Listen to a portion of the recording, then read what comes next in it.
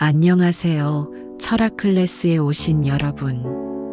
오늘은 인간관계론을 지필한 데일 카네기가 남긴 상대방을 설득하는 12가지 방법 중 가장 처음 나오는 3가지 방법에 대한 이야기를 나누고자 합니다. 사람을 설득하는 일이란 참 어려운 일입니다. 무언가를 이루어내야 할 때는 더욱 어렵죠. 그럴 때는 데일 카네기의 지혜를 빌려보는 것이 좋은 방법이 될 수 있습니다. 데일 카네기의 사람을 설득하는 지혜 3가지를 소개합니다. 카네기가 이야기한 사람을 설득하는 방법 12가지 중 처음 나오는 3가지 원칙은 다음과 같습니다. 첫 번째, 논쟁에서 이기는 유일한 방법은 논쟁을 피하는 것이다. 두 번째, 틀렸다고 직접 말하지 말라. 세 번째, 자신의 실수를 먼저 인정하라. 간단해 보이는 원칙이지만 어떤 중요한 내용을 담고 있을지 첫 번째 원칙부터 자세히 살펴보겠습니다. 첫 번째 이야기. 논쟁에서 이기는 유일한 방법은 논쟁을 피하는 것이다. 틀렸다고 직접 말하지 말라. 그리고 자신의 실수를 먼저 인정하라. 젊었을 때 우리는 능력이 중요하다고 믿었습니다. 열심히 일하면 인정받고, 옳은 말을 하면 존중받고, 논리적으로 설명하면 상대가 납득할 것이라 생각했습니다. 하지만 50이 가까워질수록 우리는 조금씩 깨닫게 됩니다. 인생에서 가장 어려운 것은 돈 버는 일도 성공하는 일도 아니라는 사실을 말입니다. 가장 어려운 것은 가까운 사람과 오래 지내는 일입니다. 배우자와 오래 지내는 것, 성인이 된 자녀와 대화하는 것, 나이 든 부모를 이해하는 것, 직장 후배와 갈등 없이 일하는 것. 사람은 나이가 들수록 세상을 보는 기준이 단단해집니다. 그리고 기준이 단단해질수록 대화는 점점 설득이 아니라 충돌이 됩니다. 많은 중년들이 말합니다. 나는 틀린 말을 한 적이 없는데 왜 관계가 멀어졌는지 모르겠다. 이 말 속에는 중요한 진실이 숨어 있습니다.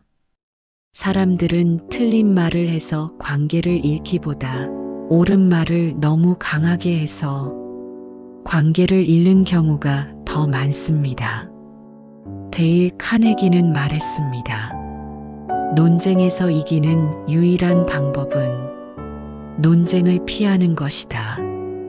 처음 들으면 이 말이 조금 이상하게 느껴질 수 있습니다. 왜 피해야 할까요? 내가 맞는데 왜 물러서야 할까요? 하지만 그는 인간의 심리를 매우 정확히 보았습니다. 논쟁에서 이긴 사람은 있어도 논쟁 뒤에 기분 좋은 사람은 거의 없습니다. 상대는 속으로 생각합니다. 내가 졌다. 그리고 동시에 생각합니다. 하지만 나는 여전히 내가 맞다. 즉, 논쟁은 상대의 생각을 바꾸지 못합니다. 오히려 자존심만 상하게 만듭니다. 실제 사례 하나를 이야기하겠습니다. 56세의 김 씨는 퇴직 후 아들과 자주 부딪혔습니다.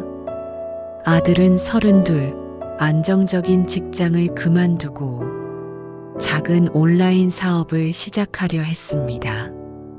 아버지는 반대했습니다. 요즘 세상이 어떤데 안정적인 직장을 왜 그만둬?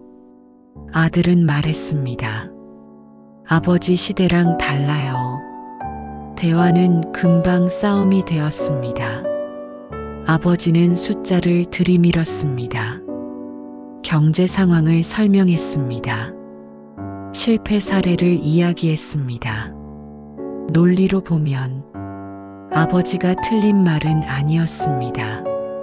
하지만 어느 날 아들이 이런 말을 했습니다. 아버지는 제 얘기를 듣는 게 아니라 저를 이기려고 하는 것 같아요. 그 말에 김 씨는 큰 충격을 받았습니다. 그는 뒤늦게 깨달았습니다.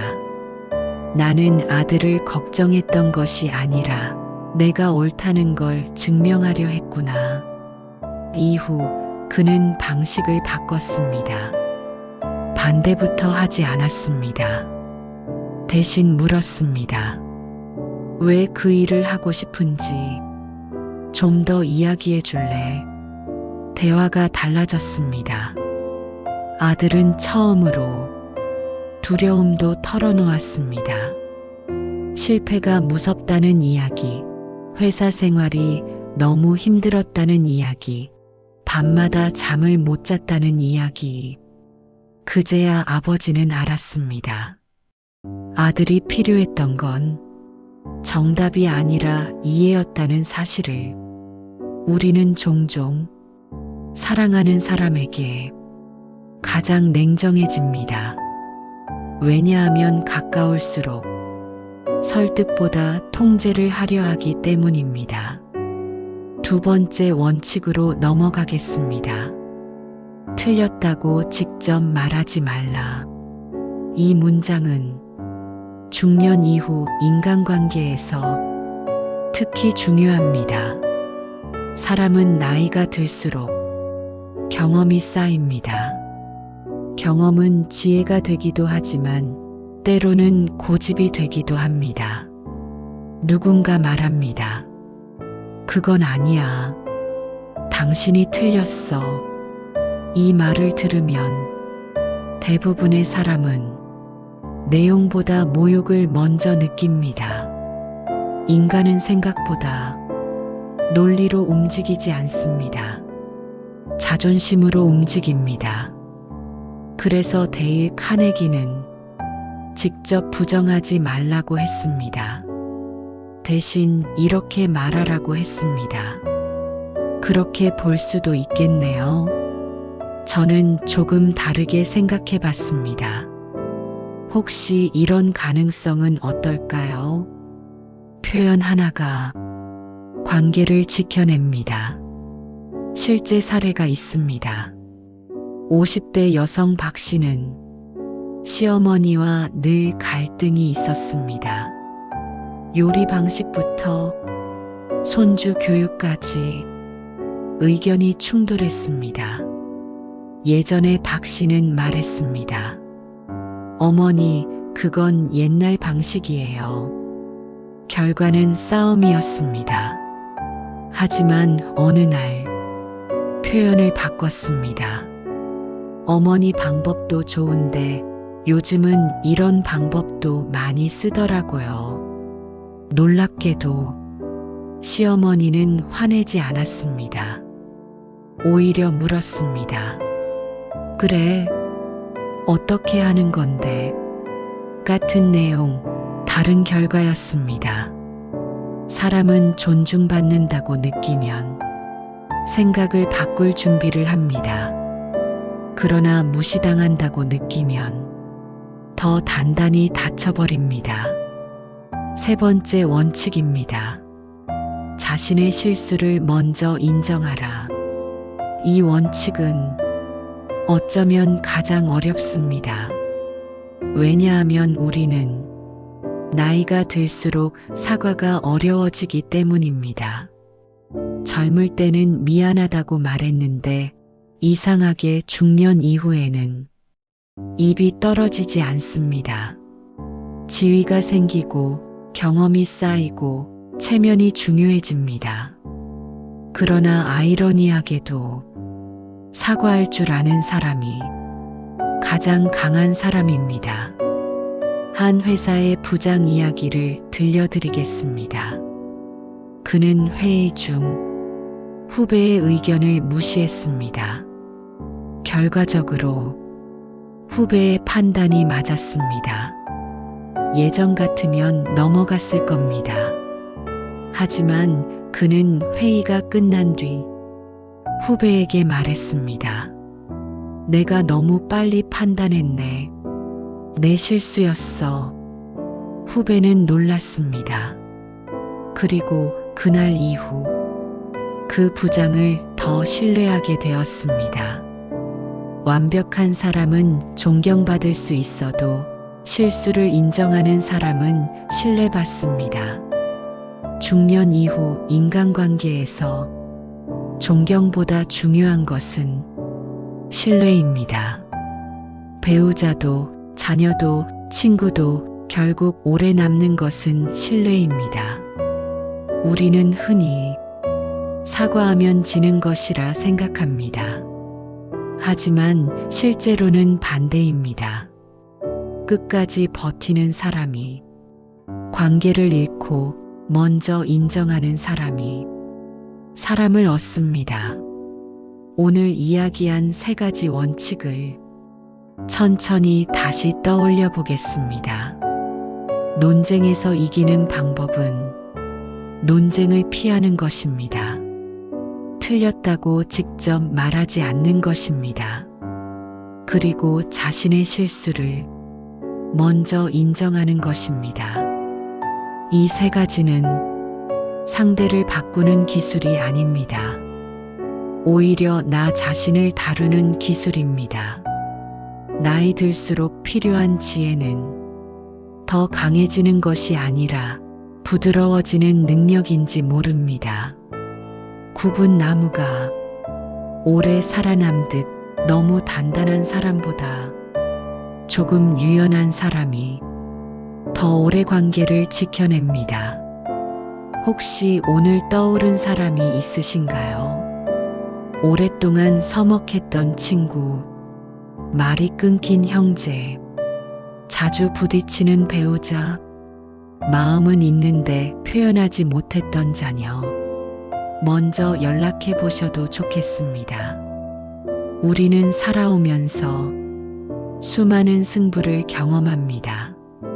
시험에서 이기고 경쟁에서 살아남고 승진을 위해 노력하며 더 좋은 결과를 얻기 위해 달려왔습니다.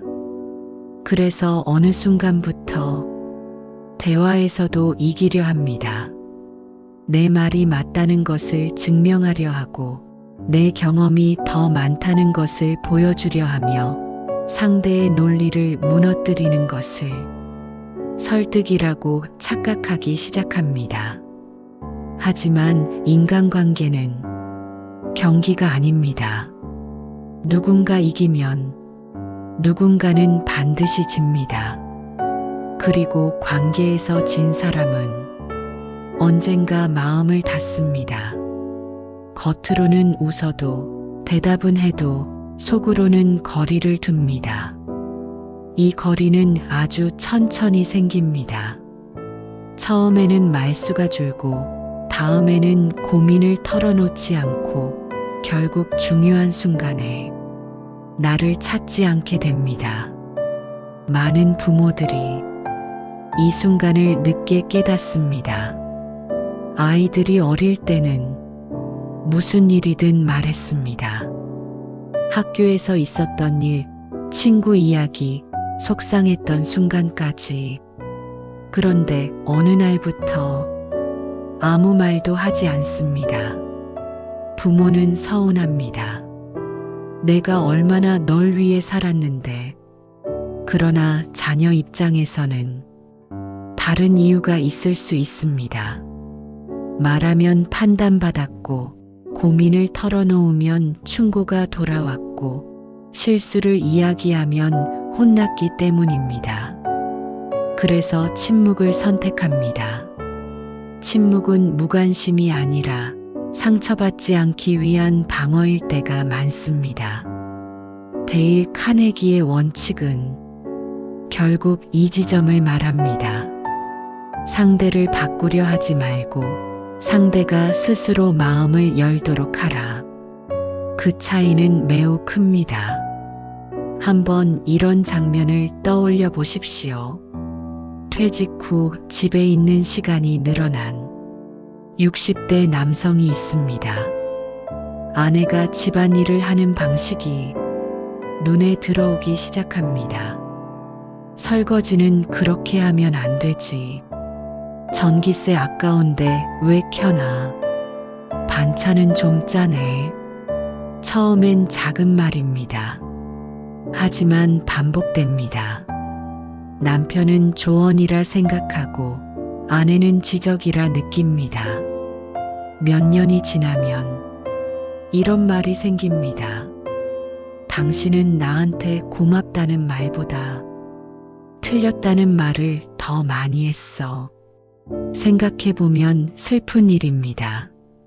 수십 년을 함께 살아온 사람인데 기억에 남는 것은 사랑보다 비판일 수도 있다는 사실입니다.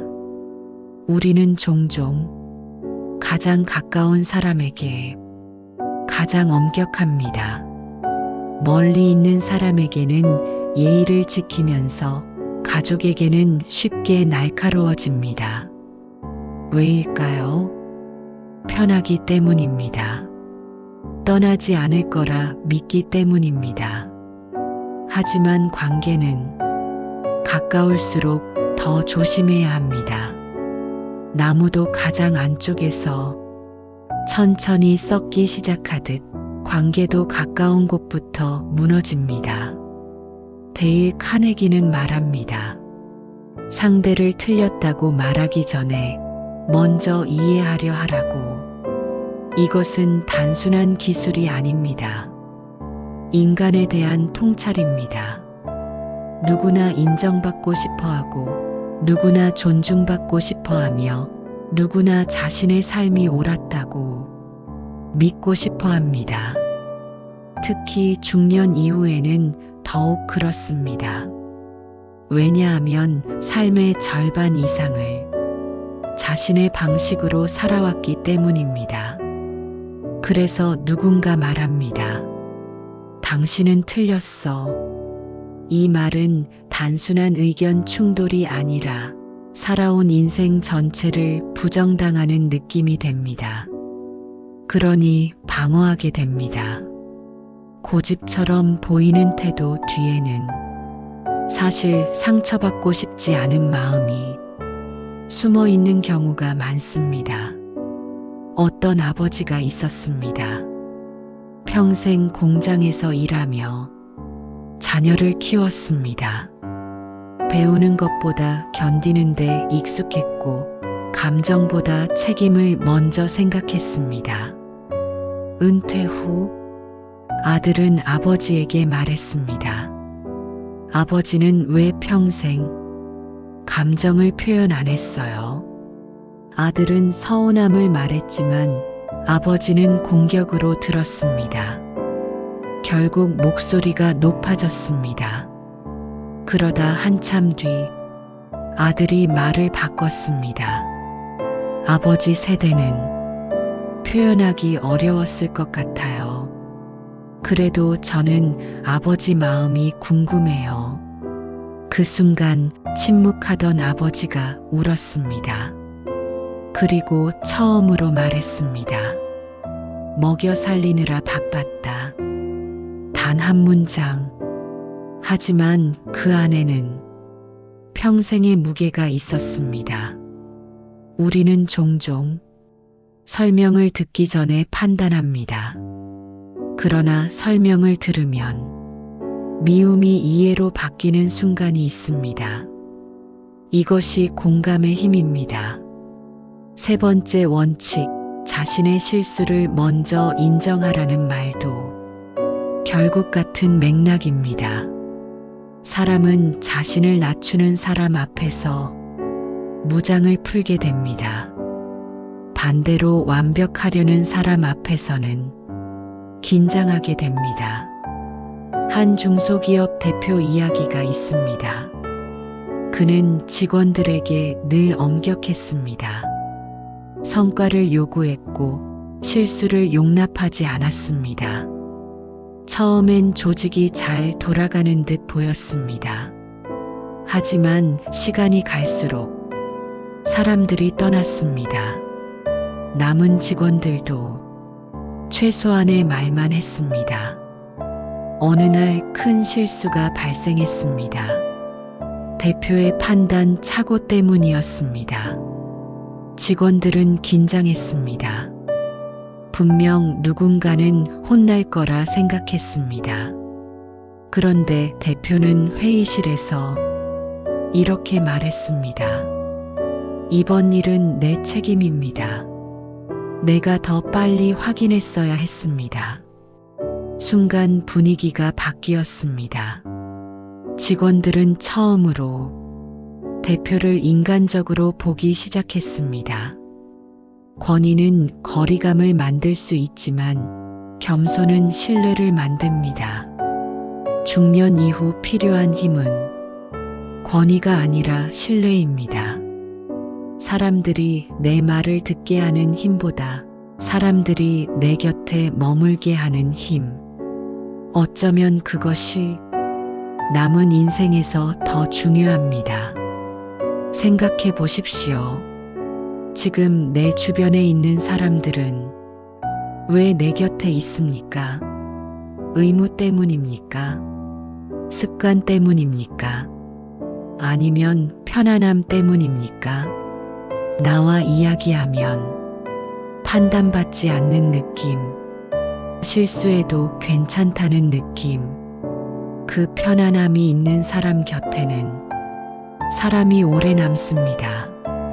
데일 카네기의 원칙은 결국 사람을 움직이는 기술이 아니라 사람을 잃지 않는 지혜인지 모릅니다. 논쟁을 줄이고 단정을 줄이고 사과를 늘리는 것. 이 세 가지 변화만으로도 인생 후반부의 관계는 달라질 수 있습니다. 우리는 젊을 때 성공하는 방법을 배웠습니다. 하지만 나이가 들수록 배워야 하는 것은 어쩌면 잘 관계 맺는 법입니다. 왜냐하면 마지막에 남는 것은 성과표가 아니라 사람이기 때문입니다.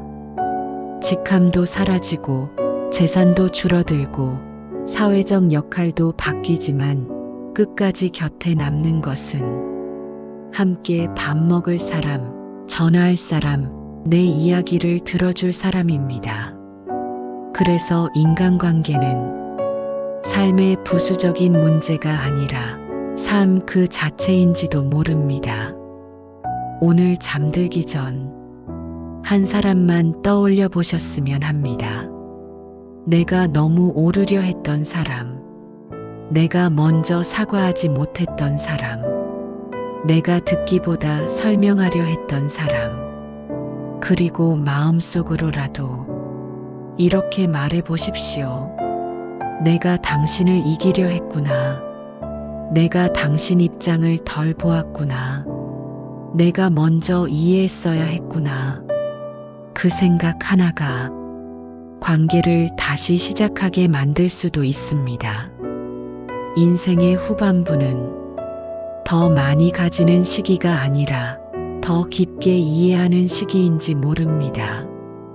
그리고 이해받는 사람보다 이해해주는 사람이 되었을 때 우리는 조금 더 평온해집니다.